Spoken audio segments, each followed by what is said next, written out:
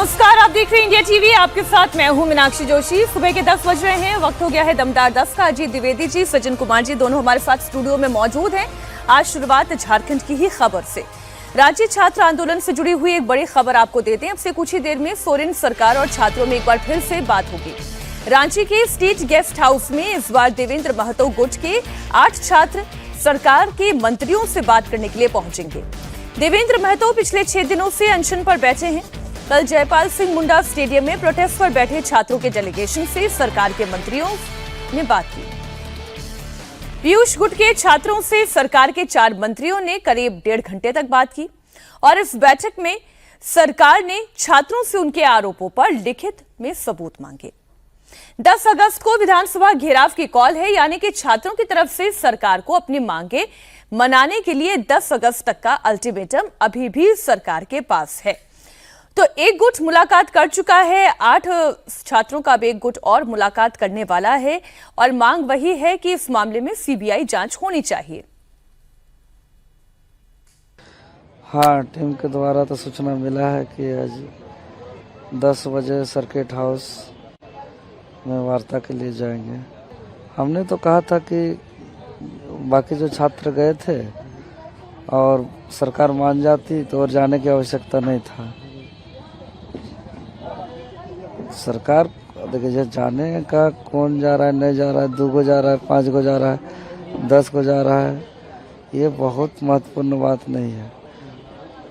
दोनों का मांग सेम है, मांग पूरी होना चाहिए। रांची में कल हुई बैठक के बाद छात्रों ने ये साफ कह दिया कि जब तक कि उनकी सभी मांगे नहीं मानी जाती तब तक ये आंदोलन जारी रहेगा। सरकार के 4 मंत्रियों की कमेटी मुख्यमंत्री को छात्रों की मांगों की जानकारी देगी।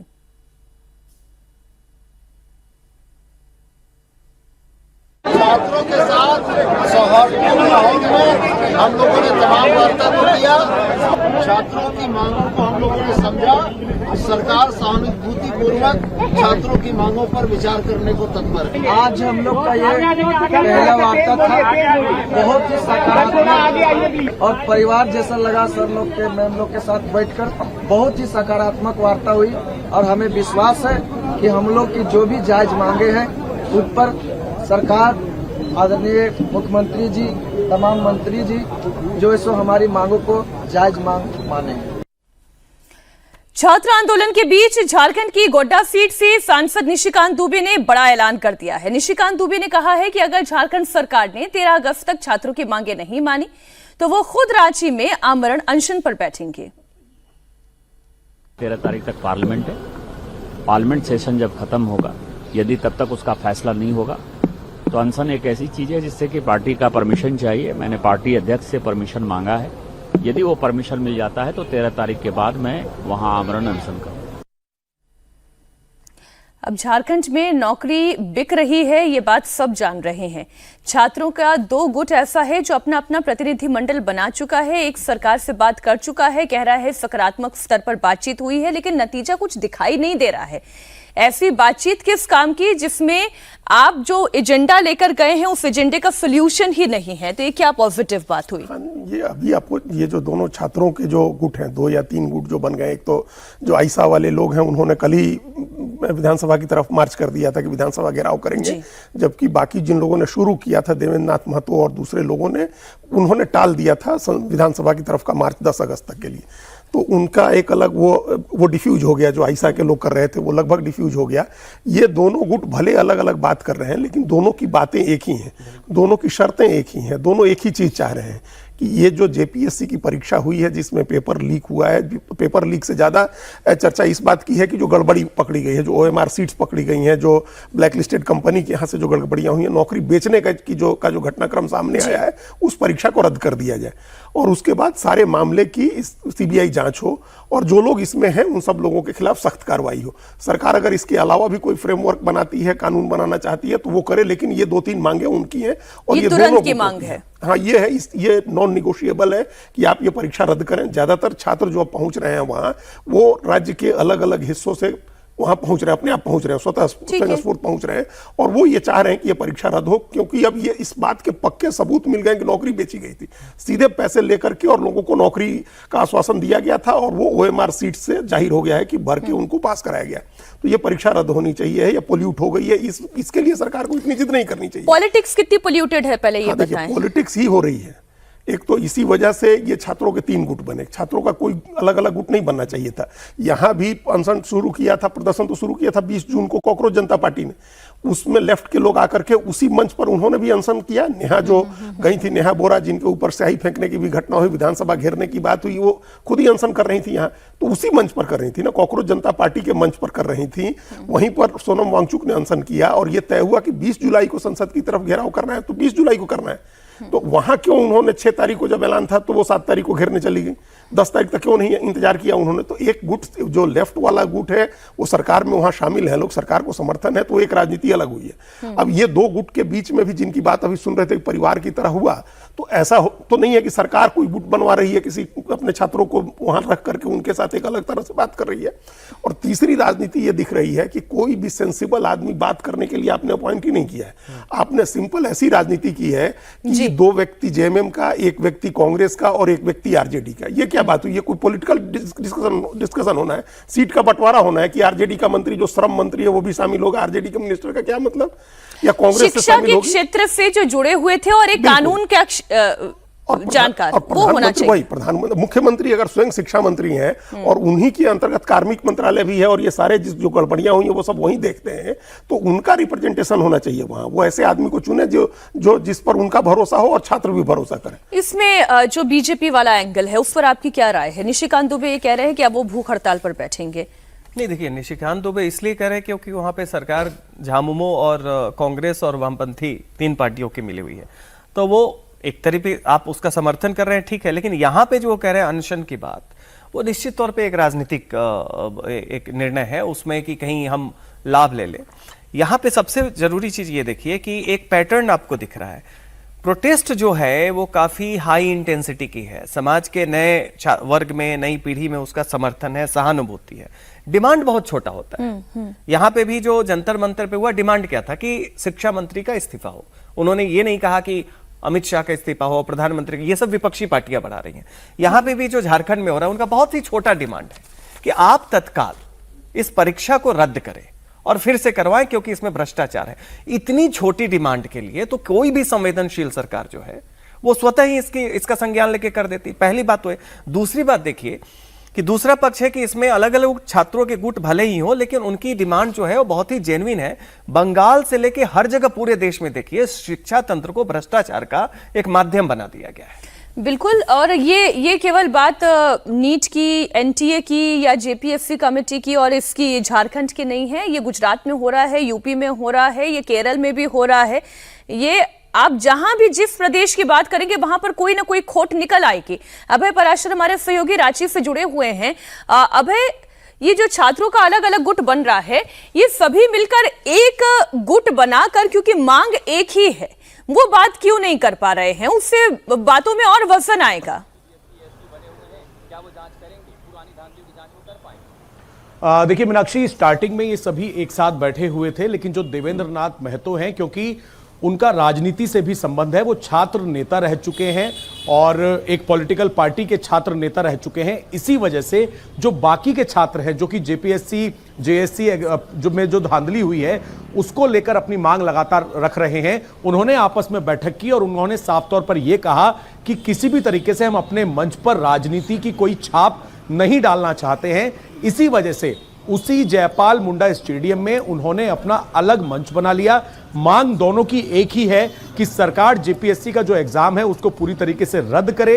TDPL ने जितने एग्जाम कंडक्ट कराए हैं उसको सरकार रद्द करे और CID से जांच जो है वो CBI को हैंडओवर कर दी जाए, क्योंकि स्टेट की जो पुलिस है, CID है, उस पर छात्रों को भरोसा नहीं है। क्योंकि एक बार धांधली के आरोप नहीं लगे हैं, बल्कि कई बार जब यह एग्जाम हुआ उसमें धांधली के आरोप लगे, CID ने जांच की, लेकिन उसके बाद कोई स्ट्रॉन्ग नतीजा जो है वो इसका अब इस तरीके से कहा जा सकता है कि छात्रों को शंका है कि कहीं ऐसा ना हो कि CID के हाथ में मामला रहे और मामला डाइल्यूट हो जाए और कोई नतीजा ना निकले। बहुत शुक्रिया, आप लगातार नजर बनाए रखिए, आगे भी हम आपसे अपडेट लेते रहेंगे।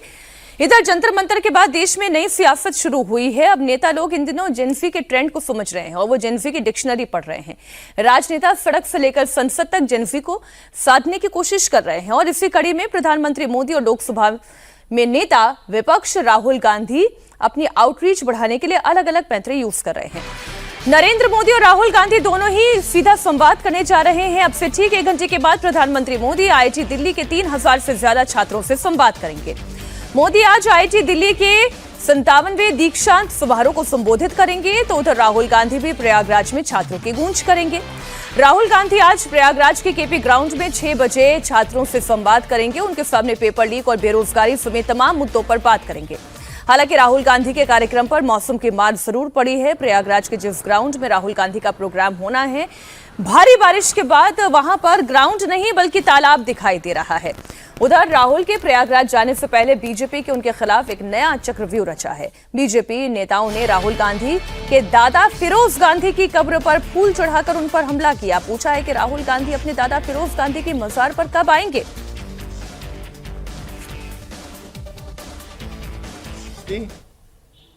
तुम आ रहे हो प्रयागराज, आपकी बहन आ चुकी है प्रयागराज, आप अपने दादाजी को क्यों नहीं पूछते? आप अपने दादाजी को कब पूछोगे?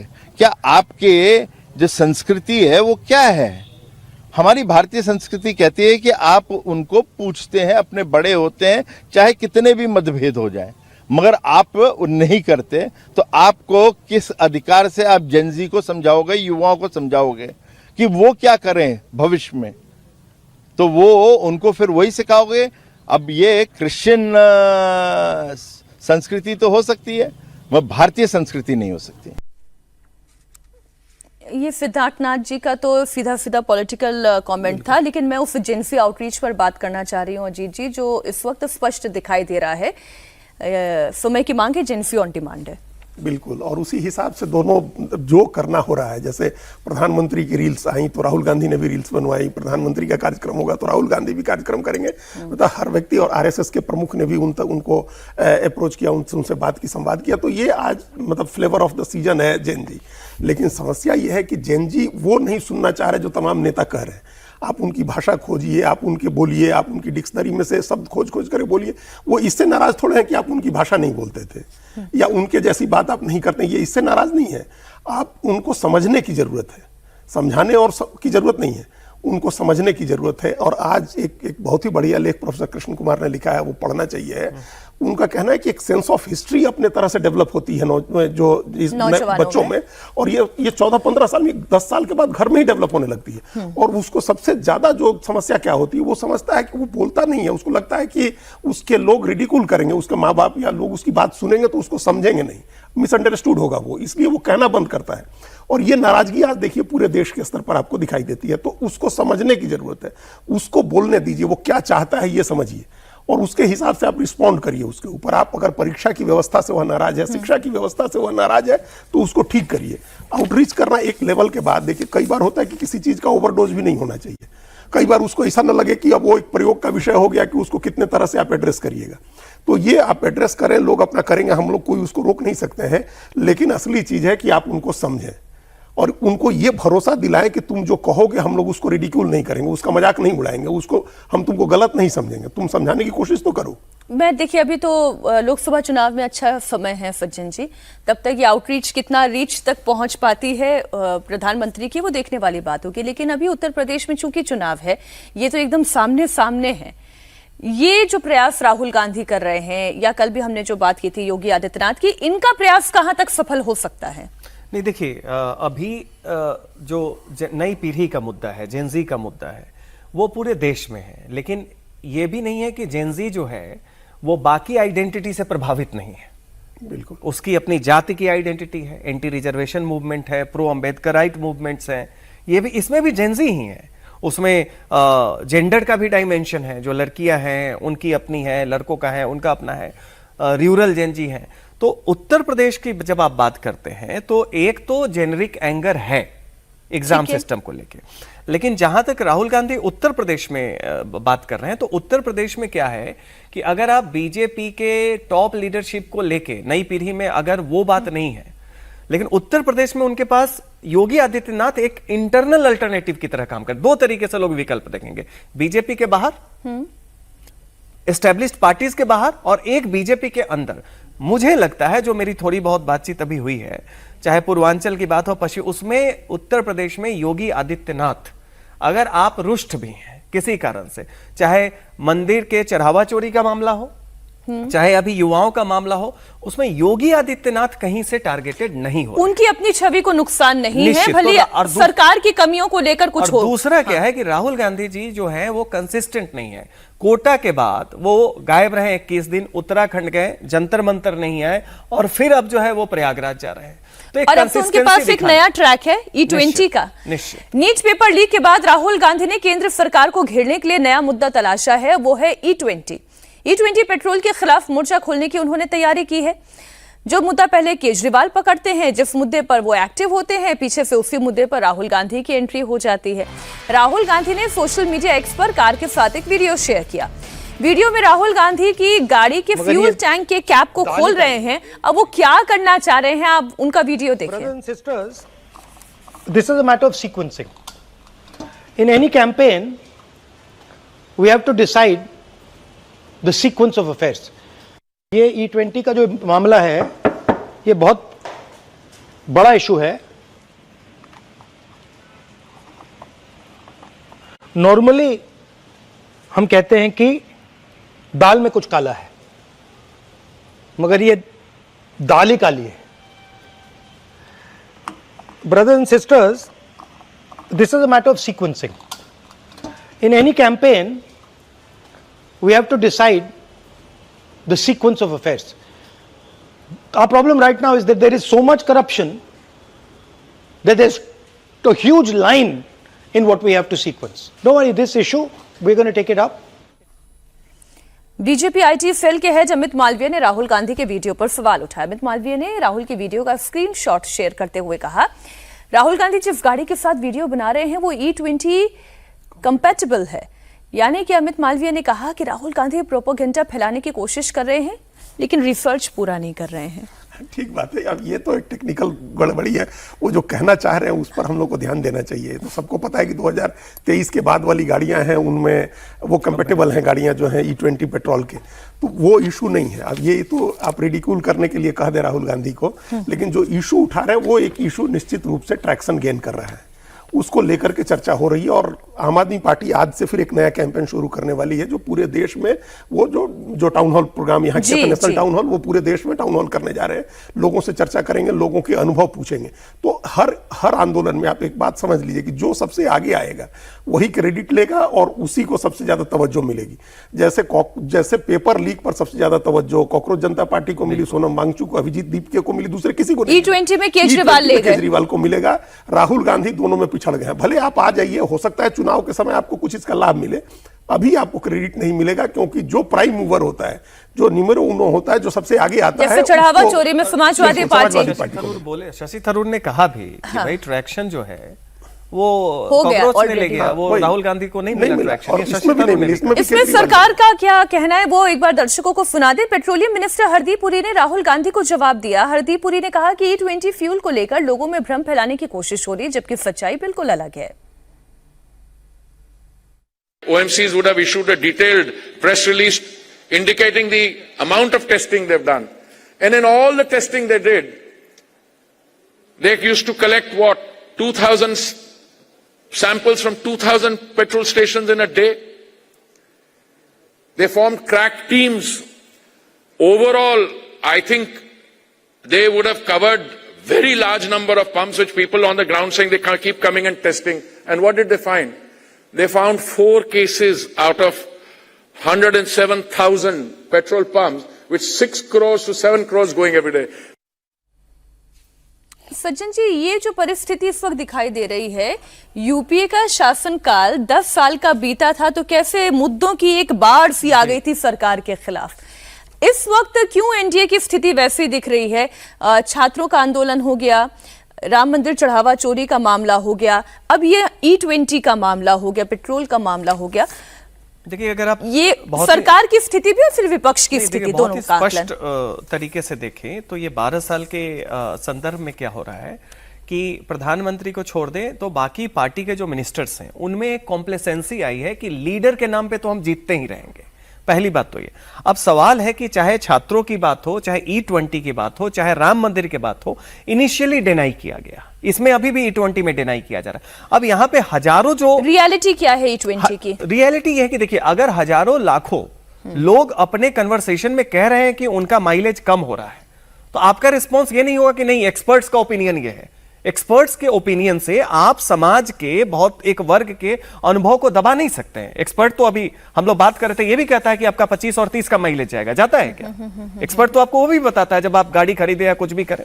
तो यहां पे ये जो तरीका है कि जैसे ही आम जनता, उसका भले ही एक सेक्शन हो, उपभोक्ता का हो, जो कुछ भी हो, उसमें थोड़ी बहुत लोग राजनीति भी कर रहे होंगे, लेकिन एक बड़ी संख्या में जेन्युइन एक अनुभव है कि E20 के बाद उसका खराब प्रभाव है, माइलेज कम हो रहा है। बाइक वाले भी लोग आपसी कन्वर्सेशन में कर रहे हैं, हर कोई कैमरे के सामने नहीं पहुंच पा रहा है। आपका रिस्पांस क्या है? Experts opinion. गडकरी जी भी यही बोल रहे हैं, हरदीप पुरी जी भी यही बोल रहे हैं। तो समाज का अनुभव टेक्नोक्रेटिक और एक्सपर्टीज के एक्सपीरियंस से दबाने की जब बात होगी ना, ये किसी भी सरकार के लिए ये बहुत ही पॉजिटिव थी। याद कीजिए, जब यूपीए का अंतिम वर्ष था तो उसमें तो बड़े बड़े कानूनविद जो थे वो सरकार में मंत्री थे।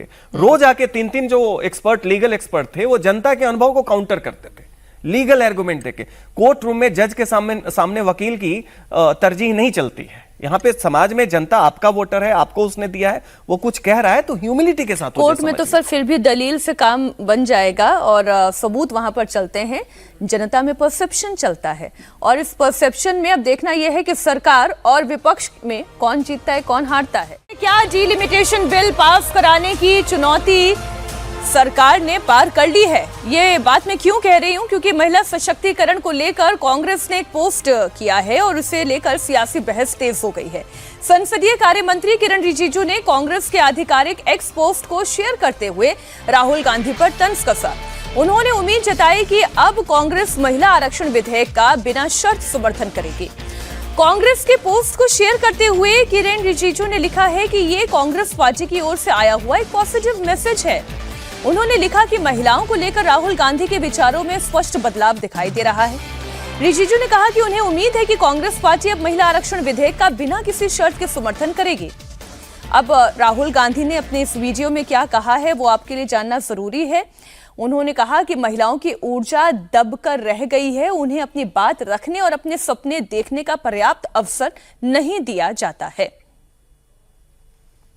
I got a question about women, which I answered, but then since then I've been thinking about it more deeply, and I was thinking to myself that the energy of India's women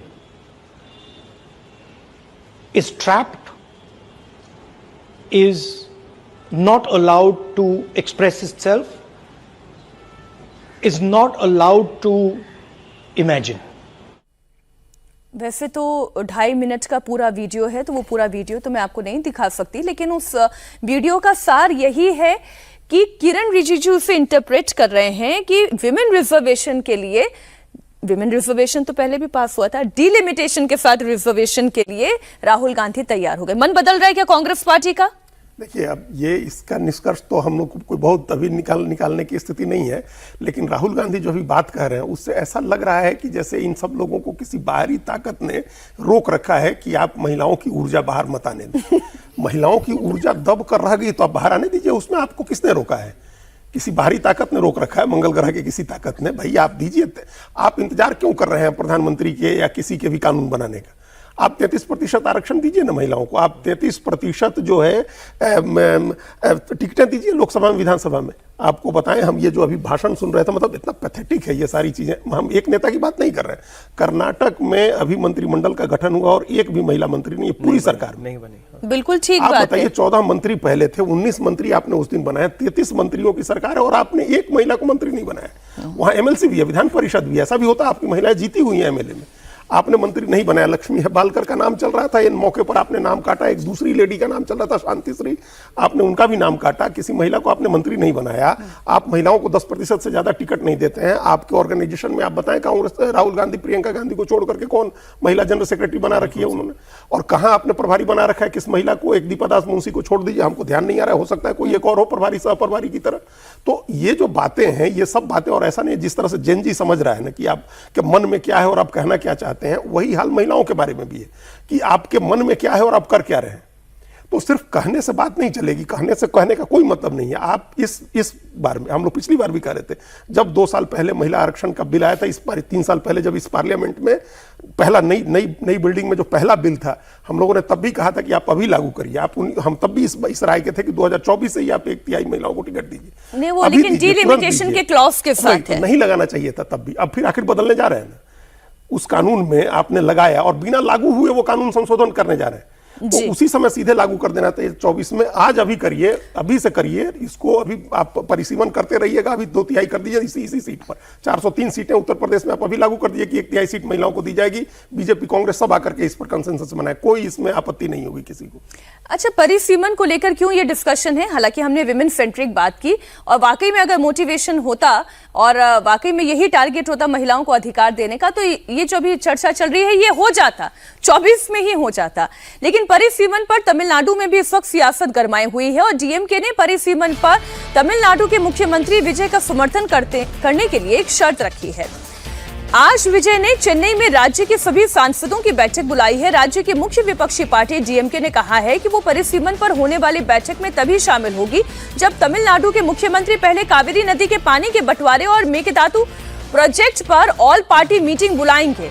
परिसीमन पर आज चेन्नई में विजय ने विपक्ष के सांसदों की meeting बुलाई।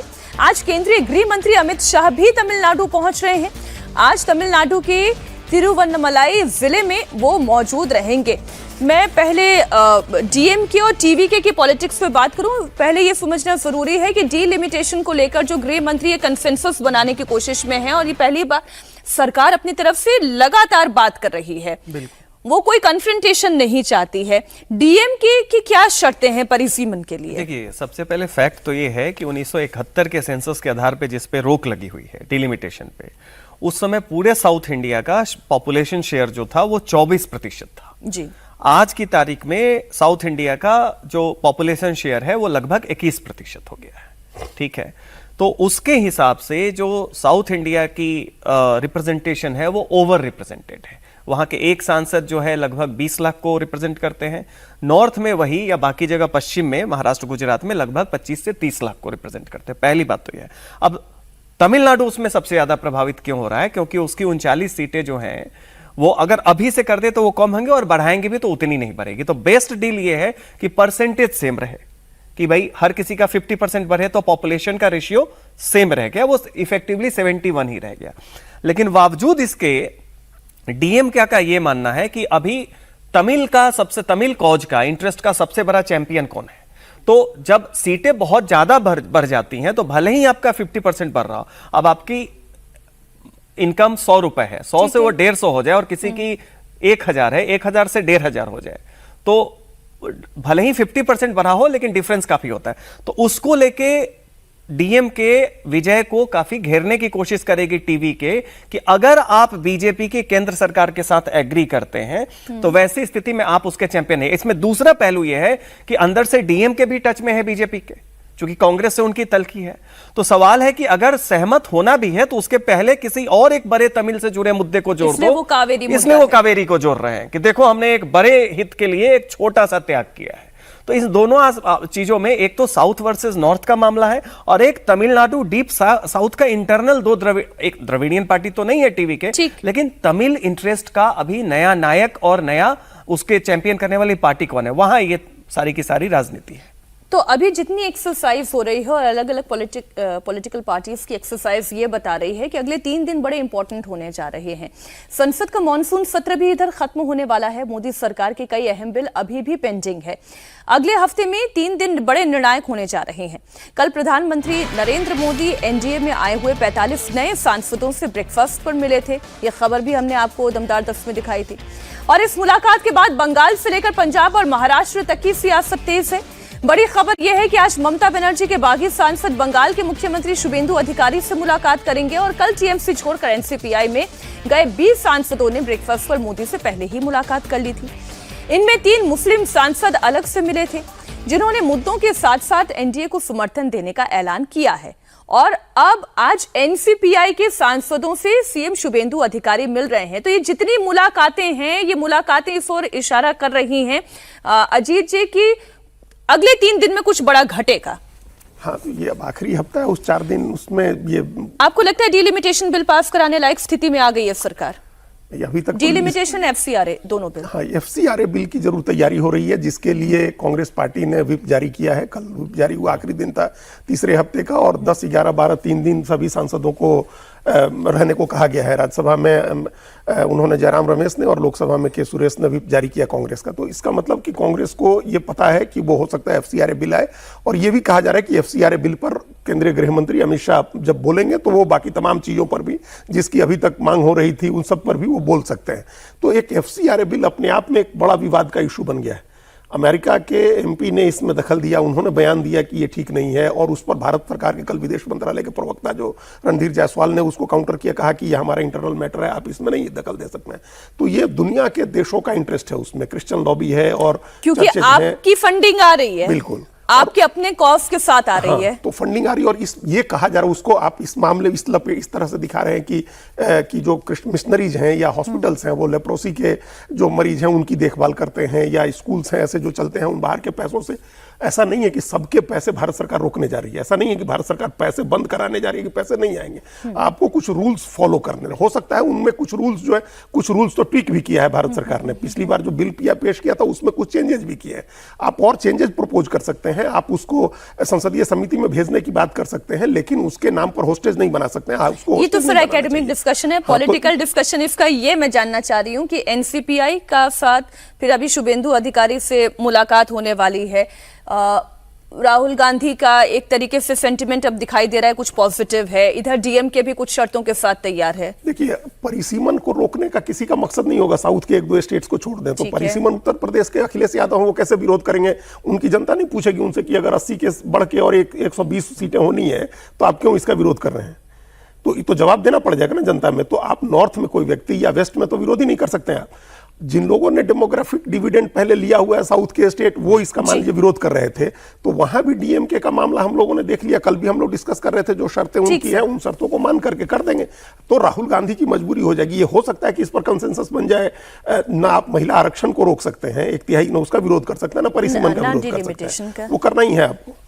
मोदी की एक और मीटिंग है जो देश के 3 राज्यों की सियासत को गरमाती है। महाराष्ट्र और बंगाल के साथ साथ पंजाब में भी हलचल है। पंजाब चुनाव से पहले नरेंद्र मोदी ने अकाली दल के चीफ सुखबीर सिंह बादल से मुलाकात की। इस मीटिंग के बाद पंजाब चुनाव में बीजेपी और अकाली दल के बीच गठबंधन को लेकर कयास है। हालांकि अभी इसकी आधिकारिक घोषणा नहीं हुई है, लेकिन चुनाव से पहले हुई यह मुलाकात राजनीतिक तौर पर अहम मानी जा रही है। पंजाब बीजेपी के अध्यक्ष केवल सिंह ढिल्लों कह रहे हैं कि उनकी तैयारी सभी 117 सीटों पर चुनाव लड़ने की है, लेकिन आला कमान का फैसला आखिरी होगा। देखो, प्राइम मिनिस्टर साहब सबके साझे हैं, सारे देश के प्राइम मिनिस्टर हैं, कोई भी सीनियर लीडर उनको मिल सकता है। सुखबीर सिंह बादल डिप्टी सीएम रहे हैं, और मुझे खुशी है कि पंजाब के कोई अच्छे भले की बात करके आए होंगे। गठजोड़ असी कहने पंजाब वाले 117 सीटों पे हम अकेले लड़ेंगे, हमारी तरफ से कुछ नहीं हो रहा। पंजाब बीजेपी की तरफ से 117 सीटों पे अकेले लड़ेंगे। अगर प्रधानमंत्री अमित शाह जी चाहेंगे तो फिर तो, अगर प्रधानमंत्री अमित शाह जी तो हाई कमांड है, जो कहेंगे वो तो होगा ही होगा। ये इस वक्त सज्जन जी पंजाब में क्या चल रहा है? ये देखिए, पृष्ठभूमि देखिए कि 97 में वाजपेयी जी के समय जब अकाली और बीजेपी गठजोड़ हुआ, तो ग्रामीण पंजाब और अर्बन पंजाब उसका भी गठजोड़ था, चूंकि वहां डेमोग्राफी सिखों की गांव जो है वो सिख मेजोरिटी, उसमें हिंदू बहुत कम है, गुरुदासपुर को छोड़ दे तो और पठानकोट को छोड़ दे तो, और बाकी शहरी इलाकों में जो 38% हिंदू हैं उनकी संख्या ठीक ठाक है। तो एक तो वो डेमोग्राफी, उसने मिलिटेंसी से भी पंजाब को एक लंबे समय तक पंजाब जो है वो स्टेबिलिटी की तरफ बढ़ा। वैसी स्थिति में किसान आंदोलन के बाद जब उन्हें लगा कि जट सिख और किसान आइडेंटिटी, वो नाराज है बीजेपी से, तो अकाली ने खुद को हटा ली। लेकिन आज स्थिति यह है बीजेपी और अकाली दोनों के लिए, और जट सिख जो नेतृत्व हो उसके लिए भी, अगर आप देखिए अंदर ही अंदर ये अलग अगर रहते हैं कि किसान एक सेक्शन नाराज है उससे, तो अकाली को भी और घाटा है, हाशिए पे तो है ही है। और बीजेपी के तमाम प्रयास के बावजूद उनकी एक ज्योग्राफिकल बाउंड्री है कि वो अर्बन पंजाब तक सीमित है। तो वैसी स्थिति में ये, और प्रधानमंत्री ने देखिए किसान आंदोलन के समय से पंजाब को लेके और काफी सावधानी बरती है, और हर बार आप कह सकते हैं कि अपीज की है, करतारपुर कॉरिडोर से लेकर आगे अपीज तक की है। उसके बाद से तमाम उनके सिक्योरिटी का देखिए, आधे घंटा उनका कारवां रुका रहा, सब रखा, लेकिन कोई ऐसा स्टेटमेंट नहीं है जिससे कहा जाए कि इन्होंने घेरने की कोशिश की। वैसी स्थिति में अगर अकाली और इनके बीच में अंदर ही अंदर यह एहसास है कि फिर से आने से आप कांग्रेस और आम आदमी पार्टी को एक बड़ी तरीके से चुनौती दे सकते हैं, तो उसके तरफ ये पहल है। और मुझे लगता है दोनों तरफ इसका अंदर ही अंदर एक बैकडोर डिप्लोमेसी जो होता है चल रही होगी, जिसका ये एक पहलू है। एक और बड़ी खबर महाराष्ट्र से है। डिप्टी सीएम सुनेत्रा पवार ने प्रशांत किशोर से मुलाकात की है। प्रशांत किशोर के साथ सुनेत्रा पवार की मुलाकात करीब 5 घंटे तक चली।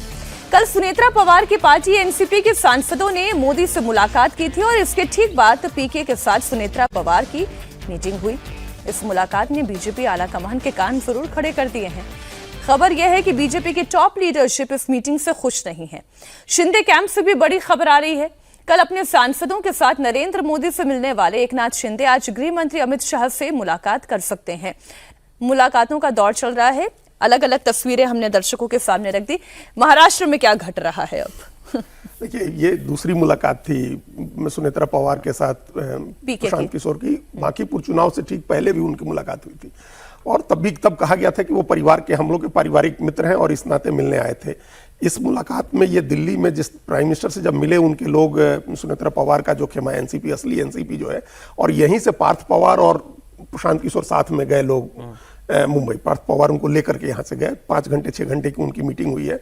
ये उनके इंटरनल पॉलिटिक्स का, इसके 2 डायमेंशन है। एक डायमेंशन तो ये है कि जो एनसीपी है, शरद पवार और अजीत पवार के बाद उस एनसीपी को मराठा, दलित और मुस्लिम वोट का एक जो सबसे बड़ा जो हकदार पार्टी हो, उसको वो कंट्रोल करे, उसका प्रतिनिधित्व करे, इसको कैसे साधे हम। तो ये एक तो इंटरनल पॉलिटिक्स का मामला है, और इससे बीजेपी को आपत्ति नहीं होगी कि आप किसी एक इलेक्शन जो चुनाव प्रबंधन और रणनीतिकार है उसकी आप मदद लीजिए अपने वोट आधार को साधने के लिए, अपने चुनाव क्षेत्र को मजबूत करने के लिए। लेकिन अगर उसमें कोई दूसरी पहल होती है कि प्रशांत किशोर जैसे, मतलब इंटरनल पॉलिटिक्स से बाहर देखिए, प्रशांत किशोर बीजेपी के खिलाफ पॉलिटिक्स कर रहे हैं, तो अगर कहीं ऐसा मैसेज हो रहा है कि वो प्रशांत किशोर से मिलकर के कोई बीजेपी से बाहर की पॉलिटिक्स करना चाह रही है एनसीपी, तो वो नाराज करने वाली अमित शाह और देवेंद्र फडणवीस की भी मुलाकात हुई थी। हाँ बिल्कुल, और ये वहां ये माना जाता है कि सुनेत्रा पवार देवेंद्र फडणवीस के ज्यादा क्लोज हैं, और उनके साथ और एकनाथ शिंदे अमित शाह के ज्यादा क्लोज हैं। तो एनसीपी के दोनों खेमों की पॉलिटिक्स और बीजेपी के साथ उनके संबंध, शिवसेना की पॉलिटिक्स, ये सब मिलाकर के एक अलग डायमेंशन बनता है। उस डायमेंशन में अगर कुछ बातें हो सकता है, सरकार के पास बहुत सारी जानकारी रहती है जो हम लोगों के पास नहीं रहती है।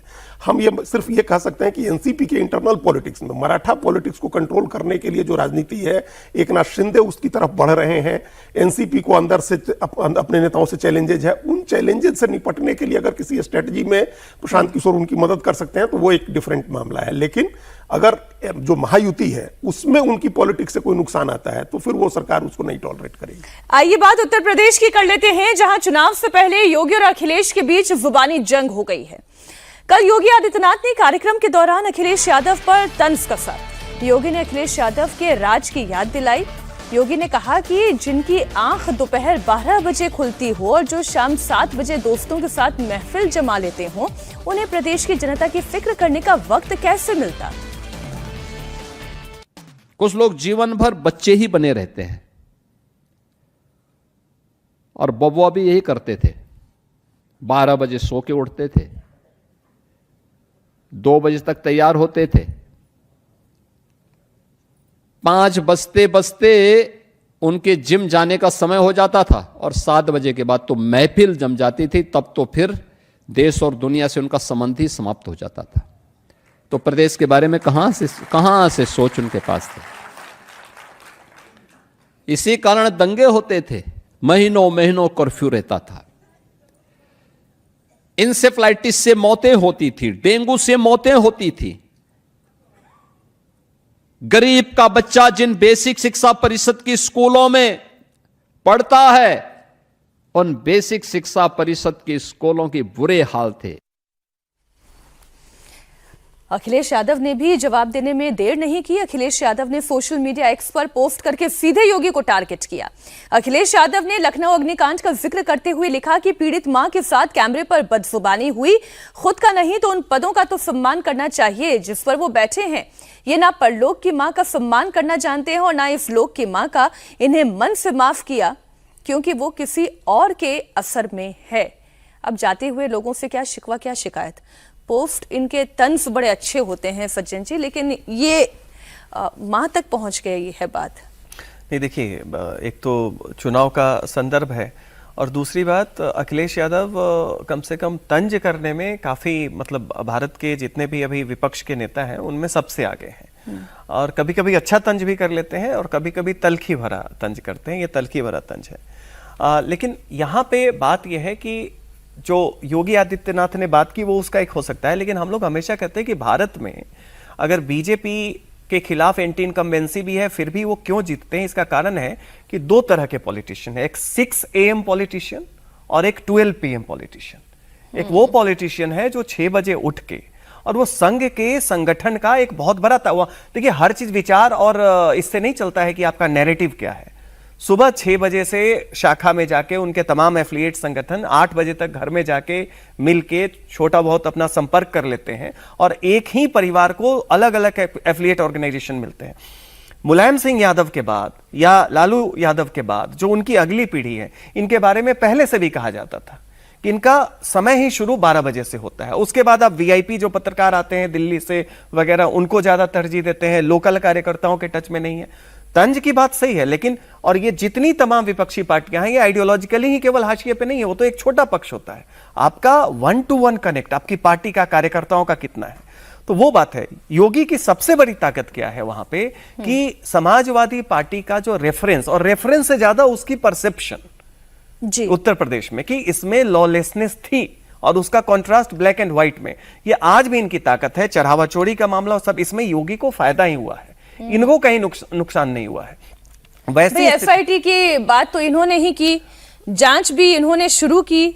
अब ये इनका इस पे भी कहना ठीक है भाई, जब हमसे कहा जाएगा तभी हम जांच करेंगे। निश्चित तौर पर वैसे भी ये संघ परंपरा से नहीं, हिंदू महासभा परंपरा से आते हैं योगी। तो लोग उस, अगर आप थोड़े बहुत संघ से और उन सारी व्यवस्था से नाराज भी हैं, योगी को उससे इम्यूनिटी मिली हुई है, ये एक सच है। तो इससे योगी जो है उत्तर प्रदेश में और मजबूत होकर। एक प्रॉब्लम बस ये है कि केंद्र से भी वो इम्यूनिटी है या नहीं है, इस पर कई बार चर्चा होती है। बात होगी भारतीय क्रिकेट टीम के स्टार प्लेयर ऋषभ पंत ने अपने गृह राज्य उत्तराखंड लौटने और वहां पर अपना पहला घर बनाने की इच्छा जाहिर की है। इसके लिए उन्होंने सोशल मीडिया प्लेटफॉर्म एक्स पर उत्तराखंड के मुख्यमंत्री पुष्कर सिंह धामी से रिक्वेस्ट किया। सीएम धामी ने उन्हें सहयोग का भरोसा भी दिया। इस वक्त श्रीलंका दौरे पर मौजूद पंत ने आधी रात एक्स पर लिखा कि वो दिल्ली से अपना बेस शिफ्ट करना चाहते हैं, उत्तराखंड में जमीन खरीदना चाहते हैं, लेकिन पिछले 3 साल से लगातार कोशिश के बावजूद वो ऐसा नहीं कर पाए हैं। ऋषभ पंत ने सीएम धामी के लिए लिखा कि जमीन अधिग्रहण में मेरी मदद करें, क्योंकि आजकल स्पष्टता के साथ जमीन मिलना एक बुरा सपना बन गया है। फिर सीएम धामी ने रिप्लाई भी किया, प्रिय ऋषभ, आप उत्तराखंड के गौरव हैं। आपके उठाए गए विषय के संबंध में संबंधित अधिकारियों को निर्देशित किया जा रहा है, वे जल्द ही आपसे संपर्क कर नियम के मुताबिक हर संभव सहयोग करेंगे। थोड़ी हैरानी होती है, ऋषभ पंत को भी ये परेशानी है। नहीं, ये परेशानी पूरे देश की है, ये जमीन की परेशानी है। और इस बात को ये एक इशू लग रहा है ऐसे कि एक व्यक्ति का इशू है, लेकिन आप देखिए बिहार में, उत्तर प्रदेश में, दिल्ली में आप जाइए, आपको बिना लिटिगेशन वाली जमीन मिल जाए, कोई ऐसी जमीन मिल जाए जिसमें कोई गड़बड़ी नहीं हो, आप खरीद लें, उसके बाद कोई मुकदमेबाजी नहीं हो। ये एक बड़ी समस्या हो गई है। जमीन को लेकर के जितनी ठगी की कहानियां आ रही है उतनी और कहीं नहीं आ रही। तो ये और उत्तराखंड और हिमाचल प्रदेश ऐसे पहाड़ी राज्य हैं जहां जमीन को लेकर के कुछ नियम भी अलग तरह के बने हुए हम लोगों को पता है कि हिमाचल प्रदेश में छरबड़ा में जिस तरह से प्रियंका गांधी वाड्रा को जमीन लेने में जो जिस तरह से नियमों को शिथिल किया गया था, तो ये हो सकता है कि इसको इस तरह की समस्या आ रही हो कि ये जो जमीन लेना चाह रहे हैं उस मात्रा में न मिले, उसमें कानूनी समस्या आ रही हो, जंगल वन का मामला हो, ये सब कई तरह के इशू हो सकते हैं जिनको निपटाया जाएगा कानून के जरिए। और ये एक अच्छी इसका दूसरा पहलू ये है कि आप देखिए महेंद्र सिंह धोनी ने अपना बेस कहाँ बनाया, वो इतने बड़े प्लेयर हैं, उन्होंने रांची में बनाया। तो रांची में उन्होंने घर बनाया, रांची में अगर वो चाहें एकेडमी बना करके बच्चों को ट्रेनिंग करना, उनका प्रैक्टिस करने के लिए जाना, वहाँ जो स्टेडियम है रांची का उस स्टेडियम में, तो उस तरह से अगर, और इसके बाद देखिए रांची और पटना से, बिहार झारखंड से बड़ी संख्या में खिलाड़ी निकलने लगे, ये धोनी इफेक्ट है। तो अगर ऋषभ पंत जाते हैं, उत्तराखंड में बसते हैं, वहां अपना घर बना के रहना शुरू करते हैं, हर छुट्टी में वो वहां जाते हैं, तो वो एक पीढ़ी को मोटिवेट करेंगे आगे क्रिकेट में आने के लिए। तो एक जमीन का मामला भी है और क्रिकेट का मामला भी है इससे जुड़ा हुआ। इसलिए पुष्कर सिंह धामी ने भी तुरंत उसमें रिप्लाई किया और फाइल ओके कर दी। आज दमदार 10 में चर्चा को यहीं विराम देते हैं। अजीत जी आपका भी, सज्जन जी आपका भी बहुत शुक्रिया हमारे साथ जुड़ने के लिए।